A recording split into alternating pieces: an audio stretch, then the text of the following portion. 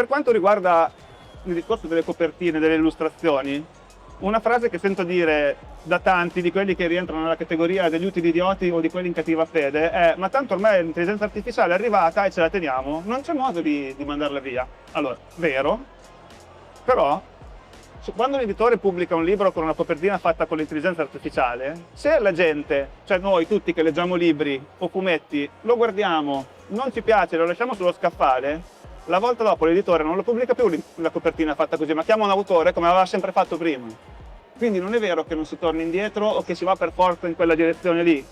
E quindi, secondo me, parlando di etica e di responsabilità, c'è una parte di responsabilità che va demandata anche a chi acquista. Al lettore, Anche a chi acquista, perché certo. l'editore ha il suo tornaconto, l'autore può avere il suo tornaconto, chi acquista invece dovrebbe avere, secondo me, non la responsabilità, ma proprio il piacere di voler avere in mano un prodotto curato dall'inizio alla fine.